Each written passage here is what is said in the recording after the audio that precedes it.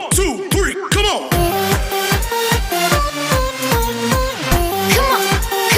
Welcome to Educative. Hello friends, welcome to my YouTube channel जिसका नाम है educative. और आज हम पढ़ने वाले हैं 6th क्लास की साइंस का chapter 4 sorting materials into groups, वस्तुओं के समूह बनाना। बच्चों, इससे पहले इस चैप्टर के कुछ पार्ट्स को हम अपनी पिछली वीडियो में कवर कर चुके हैं। अगर आपने वो वीडियोस नहीं देखी हैं तो उसका लिंक आपको ऊपर आई बटन में मिल जाएगा। वहाँ से आप उन सभी वीडियोस को देख सकते हैं और चैप्टर को अच्छे से समझ सकते हैं। तो चलिए बिना देरी किए चैप्टर शुरू करते हैं।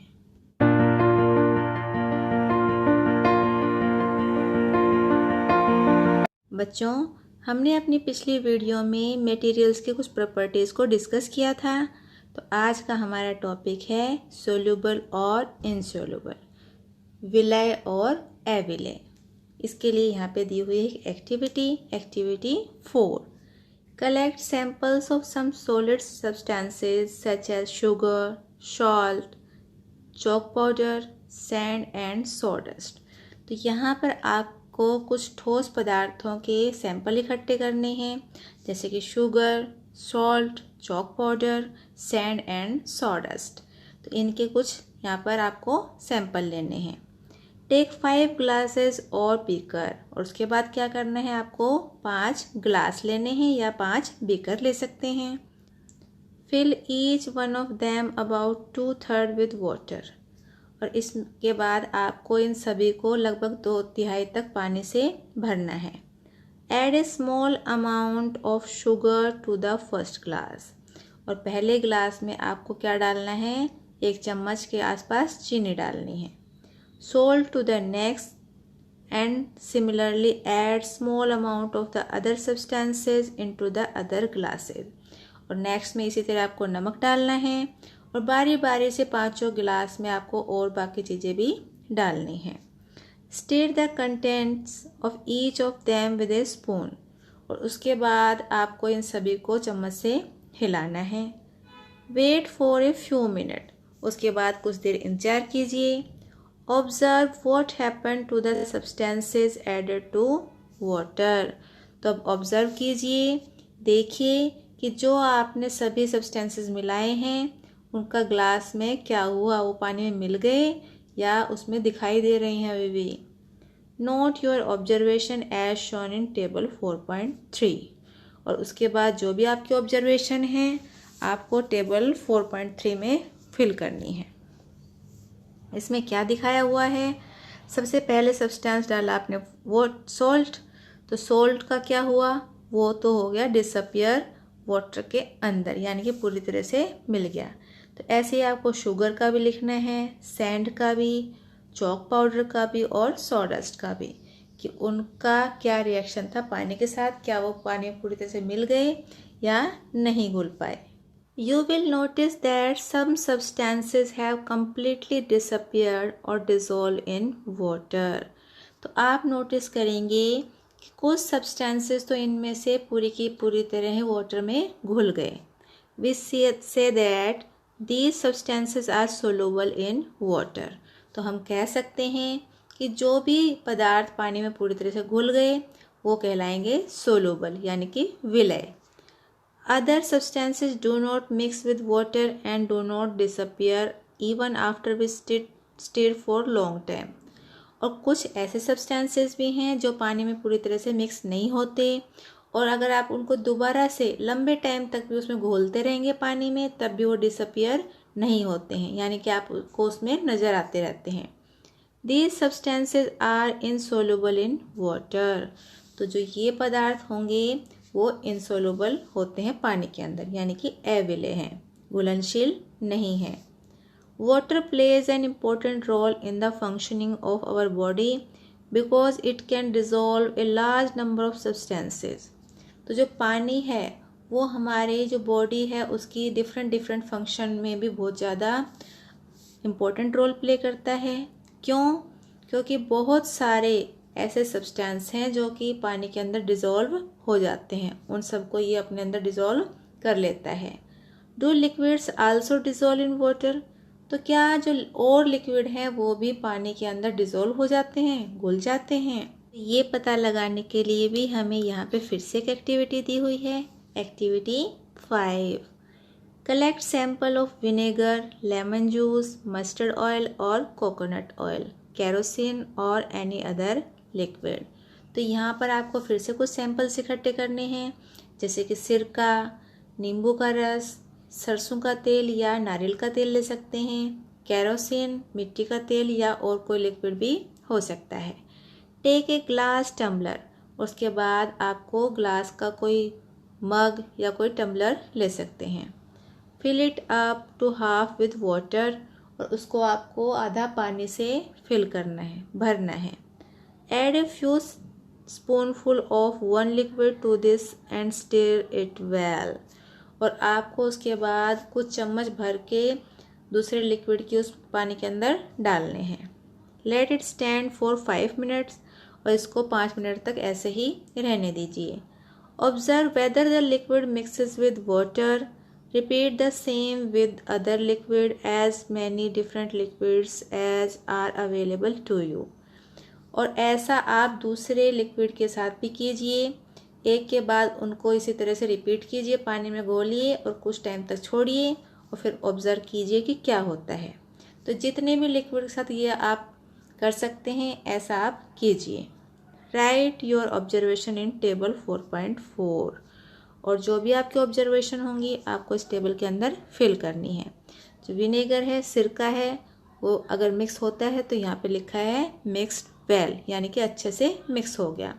फिर आपको लेमन जूस को मिक्स करके देखना है, मस्टर्ड ऑयल को मिक्स करके देखना है, कोकोनट ऑयल को और फिर केरोसिन को। अब देखिए इनमें से कौन कौन से ऐसे लिक्विड हैं जो कि पानी में पूरी तरह से घुल जाते हैं और कौन कौन से नहीं घुल पाते हैं। तो करिए और पता लगाइए। We notice that some liquid get completely mix with water. तो हम देखते हैं कि कुछ लिक्विड तो ऐसे हैं जो कि पूरी की तरह पानी में घुल जाते हैं। Some others do not mix with water and form a separate layer when we kept aside for some time. और कुछ ऐसे हैं जो कि पानी के साथ मिक्स नहीं हो पाते, और कुछ टाइम तक अगर हम इनको खुला छोड़ देते हैं इसी तरह से घोलने के बाद, तो ये अपनी एक अलग से ही एक लेयर पानी के ऊपर बना लेते हैं। Some gases are soluble in water whereas other are not.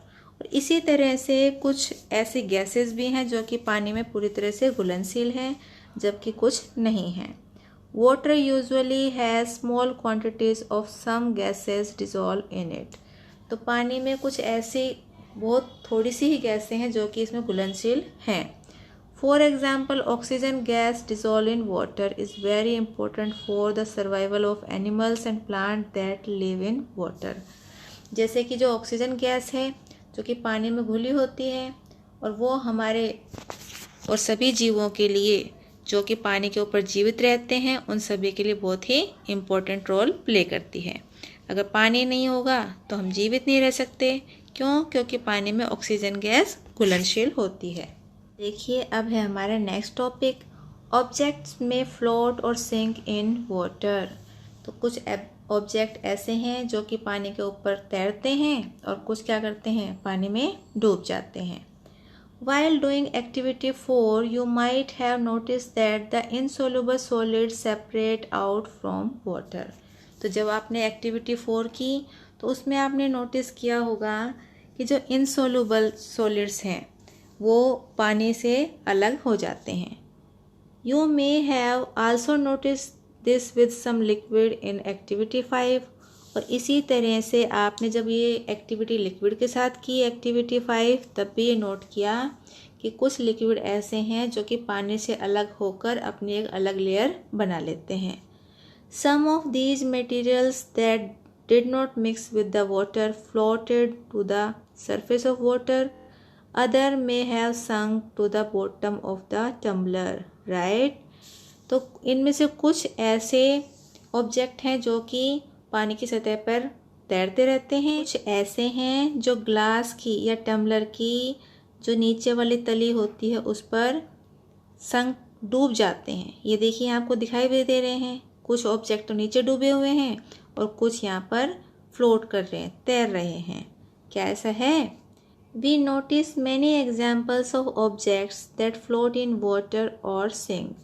तो हम ऐसे बहुत से एग्जाम्पल्स उदाहरण देखते हैं जिनमें कि या तो वस्तुएं तैरती हैं या डूब जाती हैं। Dried leaves fallen on the surface of a pond. A stone that you throw into this pond, few drops of honey that you let fall into a glass of water. तो जब कुछ सूखे पत्ते आप देखते हैं पॉन्ड की surface के ऊपर तैरते हुए, इसी तरह से आप कुछ जो पॉन्ड के अंदर पत्थर फेंकते हैं तो वो क्या होता है? डूब जाता है। इसी तरह से अगर आप हनी की कुछ ड्रॉप डालेंगे पानी के अंदर तो उनको देखते हैं। तो इसी तरह से ऐसे बहुत सारे एग्जाम्पल हैं हमारे चारों तरफ जो हम अपने डेली लाइफ में देखते हैं। What happened to all these? तो इन सब का क्या होता है? इनमें से कुछ तो फ्लोट करते हैं और कुछ डूब जाते हैं। Bucho would like you to give him 5 examples each of objects that float and those that sunk in water. तो बूझो चाहता है कि आप उन्हें 5 ऐसे ऑब्जेक्ट के नाम बताएं जो कि पानी के ऊपर तैरते हैं और 5 ऐसे ऑब्जेक्ट के नाम बताएं जो पानी में डूब जाते हैं। तो बच्चों, क्या आप जानते हैं ऐसे ऑब्जेक्ट्स के नाम? तो अगर जानते हैं तो मुझे कमेंट्स बॉक्स में कमेंट करके ज़रूर बताइए कि ऐसे कौन से 5 ऑब्जेक्ट हैं जो पानी की सतह पर तैरते हैं और ऐसे कौन से 5 ऑब्जेक्ट हैं जो कि पानी में डूब जाते हैं। What about testing these same material to see if they float or sink in other liquid like oil? और जो पानी के अलावा और लिक्विड होते हैं जैसे कि ऑयल, उनमें ये सभी ऑब्जेक्ट तैरते हैं या डूब जाते हैं। ये पता लगाने के लिए आप कौन कौन से टेस्ट करेंगे, किस किस तरह के परीक्षण करेंगे। अब हमारा नेक्स्ट टॉपिक है ट्रांसपेरेंसी यानी कि पारदर्शिता। You might have played the game of hide and seek. तो बच्चों, आप सभी ने हाइड एंड सीक यानी कि छुपन छुपाई का गेम तो ज़रूर खेला होगा। Think of some places where you would like to hide so that you are not seen by other. तो उन ऐसे प्लेसेस के बारे में सोचिए जहाँ कि आप छुपते हैं, जहाँ छिपने के बाद आपको कोई देख नहीं पाता। Why did you choose those places? तो आप उन जगहों को ही क्यों चुनते हैं? इसका क्या कारण है? Would you have tried to hide behind a glass window? कभी आपने किसी शीशे की खिड़की के पीछे छिपने की कोशिश की है? Obviously not. As your friends can see through that and spot you. क्यों नहीं की? क्योंकि अगर आप उसके पीछे छुपेंगे तो आपके फ्रेंड आपको देख लेंगे और आपको ढूंढ लेंगे। तो ऐसा आपने कभी नहीं किया होगा कि किसी ग्लास या शीशे की खिड़की के पीछे छिप गए हों। Can you see through all the materials? क्या आप सभी मटेरियल्स में से, सभी जो पदार्थ होते हैं उनमें से देख सकते हैं? Those substances or materials through which things can be seen are called transparent. तो ऐसे पदार्थ या ऐसे मटेरियल जिनमें से चीज़ों को आर पार देखा जा सकता है वो कहलाते हैं ट्रांसपेरेंट यानी कि पारदर्शी। यहाँ देखिए, यहाँ पर तो नहीं दिखाई दे रहा हमें। उसके बाद दूसरे वाले में देखिए, यहाँ से कुछ कुछ चेहरा दिखाई दे रहा है और यहाँ से दिखाई दे रहा है पूरा का पूरा चेहरा। तो ये है ट्रांसपेरेंट। तो बच्चों, अगर ये ट्रांसपेरेंट ऑब्जेक्ट है तो ये कौन सा है? ये कहलाएगा ट्रांसलूसेंट यानी कि पारभासी। इसको हिंदी में कहते हैं पारभासी, यानी कि इसमें से धुंधला धुंधला हमें दिखाई देता है। और ये वाला जिसमें से कुछ दिखाई नहीं दे रहा है ये कहलाता है ओपेक्यू यानी कि अपारदर्शी, जिसमें से हम कुछ भी नहीं देख पाते हैं। Glass, water, air and some plastic are example of transparent material. जो ग्लास होता है यानी कि शीशा, पानी, हवा और कुछ ऐसे प्लास्टिक हैं जो कि ट्रांसपेरेंट यानी कि पारदर्शी मटेरियल्स के उदाहरण हैं। Shopkeeper usually prefer to keep biscuits, sweets and other eatable in transparent containers of glass और plastic so that buyers can easily see these items. तो बच्चों आपने देखा होगा जो शॉपकीपर होते हैं, दुकानदार होते हैं, वो अपनी जो चीज़ें हैं उसको बेचनी होती हैं, जो खाने का सामान होता है जैसे कि चॉकलेट्स, टॉफ़ियाँ, मिठाइयाँ, उनको किस में रखता है वो? या तो कांच के बॉक्सेस में रखता है, डिब्बों में रखता है, या फिर प्लास्टिक के ऐसे डिब्बों में रखता है जिससे कि दूर से वस्तुएं नज़र आती हों। ये देखिए यहाँ पर भी किसी दुकानदार की शॉप की पिक दिखाई हुई है जिसमें कि कांच की बोतल्स में ही सामान रखा हुआ है, जिसको आप जब देखते हैं तो तुरंत खाने का मन करता है और आप उनको खरीद के ले आते हैं। On the other hand, there are some materials through which you are not able to see. जबकि कुछ ऐसी वस्तुएं भी होती हैं, कुछ ऐसी मटेरियल्स भी होती हैं जिनके आर पार आप देख नहीं सकते। These materials are called opaque. और इन्हीं मटेरियल्स को कहा जाता है opaque, यानी कि अपारदर्शी। You cannot tell what is kept in a closed wooden box, a cardboard carton or a metal container. तो आप ये नहीं बता सकते कि किसी लकड़ी के बॉक्स के अंदर या कार्डबोर्ड के कार्टन के अंदर या किसी धातु के कंटेनर के अंदर क्या रखा हुआ है। क्यों? क्योंकि उसमें से आपको कुछ भी दिखाई नहीं देता। Wood, cardboard and metals are example of opaque materials. तो ये लकड़ी या कार्डबोर्ड, गत्ता या मेटल, ये सभी किसके एग्जाम्पल्स हैं? अपारदर्शी मटेरियल्स के। Do we find that we can group all materials and objects without any confusion as either opaque or transparent? तो क्या आप देखते हैं कि क्या आप सभी ऑब्जेक्ट्स को, सभी मटेरियल्स को इन ग्रुप में आसानी से डिवाइड कर सकते हैं कि या तो वो ओपैक क्यों है या फिर ट्रांसपेरेंट है, या आपको किसी तरह की कन्फ्यूजन होगी इनको डिसाइड करने में? तो ये हम जानेंगे अपनी नेक्स्ट वीडियो में। तो आज के वीडियो के लिए बस इतना ही, लेकिन अगर आपको आगे पढ़ना है, वीडियो पसंद आई है तो वीडियो को कर दीजिए लाइक और चैनल को कर लीजिए सब्सक्राइब, जिससे कि इस चैप्टर का कोई भी पार्ट्स आपका छूटे ना और आप चैप्टर को अच्छे से समझ पाएँ। और जितने भी वीडियोस हमारे चैनल पे आएँ उनको टाइम टाइम पे आप देखते रहें। और लास्ट में बस यही कहूँगी, घर पर रहिए मगर पढ़ते ज़रूर रहिए। Thank you for watching my video.